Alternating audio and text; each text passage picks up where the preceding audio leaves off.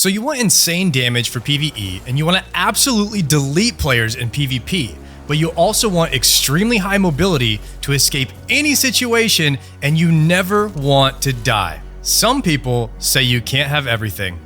I say, welcome to my Arclash Barrier Sorcerer Guide.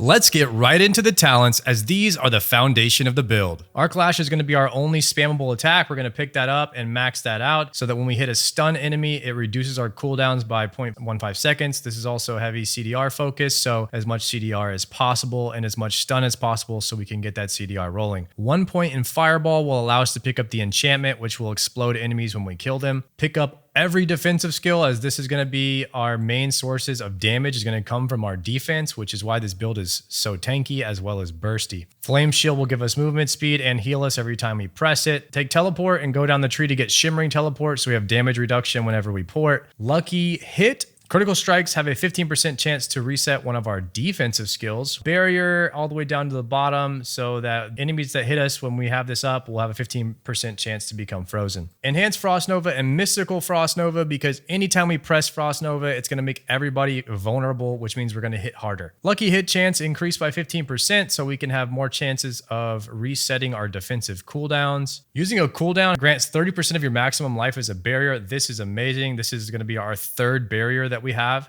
just from using a cooldown. Conjuration Mastery, this is 2% damage for each active conjuration. Whenever we press our ultimate, which is Unstable Currents, a bunch of conjurations are going to happen. This is another skill that we're going to get, but we're not going to use it. The reason we're going to grab it is for this stun down here. Whenever we ult, these lightning spears are going to be popping out of us like crazy, and it's going to cause a lot more stuns, and that's what our build is based around. Go ahead and pick up Icy Veil for 15% increased duration from barriers, and go down this tree. Every time you stun an enemy, we're going to deal 45% lightning damage. This is amazing because our build is once again built around stuns. Ball Lightning is another skill we're not going to be using, but we're going to grab it for the stun effect at the end of the tree. When Unstable Currents cast, it shoots out Ball Lightning and Lightning Spears, and we want these to stun the enemies when they hit. Coursing Currents is going to give us guaranteed crit chances that stack, so we want that. We want enemies to deal 15% less damage to us after they're critically hit, and we want the 9% chance to stun with the Lucky Hit. Last but not least, we take Veer's Mastery because it just does more damage, and we take less damage. For our enchantments, we're going to go Fireball and Arclash. Arclash for the micro stuns, and Fireball so enemies will explode on death. If you do this properly, this is what the build should look like.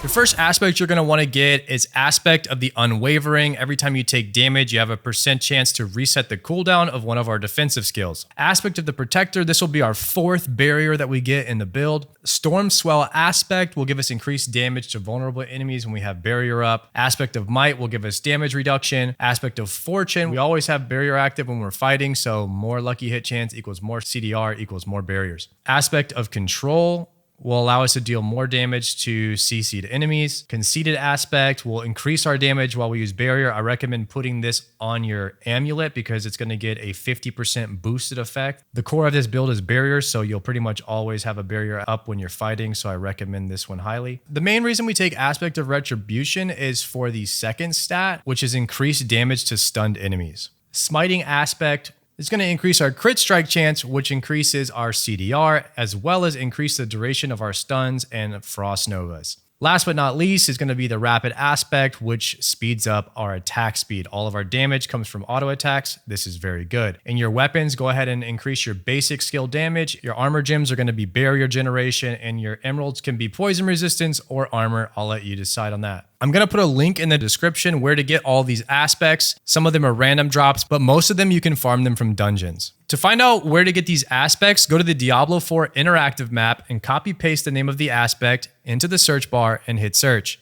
Then find the dungeon on the map and go and clear that dungeon. The link to the interactive map is in the description. For gear stats, we're going to be prioritizing 5 main categories: basic attack damage and speed, barriers and CC with an emphasis on stun and freeze, damage multipliers, skill ranks of our defensives, CDR, and lucky hit plus crit. For your boots, I recommend you have at least 2 charges of evade on them, and at least 1 piece of gear needs to have health on kill. The boots will allow you to evade almost every boss since we're going to be in melee. This is very important while we're waiting on our barrier cooldowns. It's also going to give us 3 teleports when we do PvP. If you're really lucky, when you upgrade your boots, you can proc 3 evade charges. And now you have 3 dashes and 4 teleports for PvP. The health on kill stat will allow you to continuously fly through dungeons without ever having to use health pots.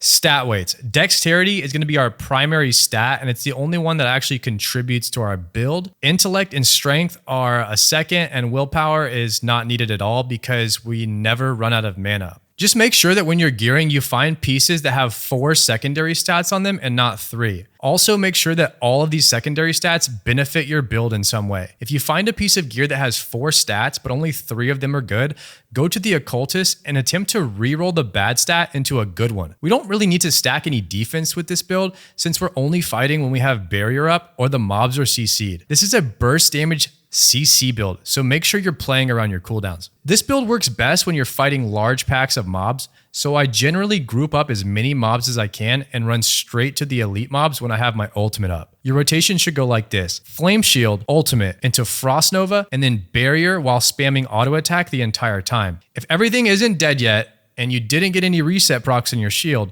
blink out until you have your cooldowns up again, then repeat. For the Paragon board, we're going to go with the Elementalist glyph with a focus on as much non-physical damage as possible. On the second board, we're going to go into the Electrocute glyph, and the second board you should use is 20% increase to enchantments. For PvP, this build is decent as it is because it has crazy burst damage when your ultimate is up. The only problem I run into is when I'm fighting rogues with the double shadow step aspect. If a rogue shadow steps you and you don't have teleport, you're pretty much dead every time. The only way I was able to beat rogues is by swapping my unstable currents for deep freeze. This way I can teleport out of the shadow step and then deep freeze the second one. Then I can Frost Nova and auto attack him to death. If you go the deep freeze option, you'll have no burst damage, but your survivability and mobility is insane. I actually went 2 hours last night in the PvP zone without dying even once. And it's incredibly powerful when you're in a group because you can CC everyone and go immune if other players focus on you.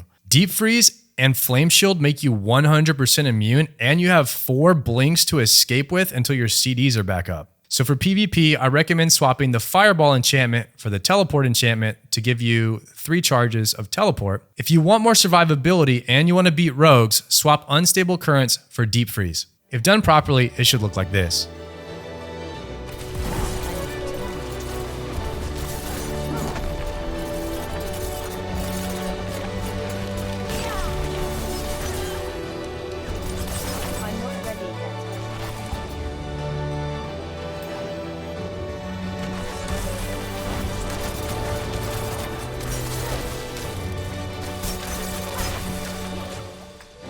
So that's it for my Arclash Barrier Sorcerer guide. If you enjoyed it, please click the subscribe button, and I'll see you next time.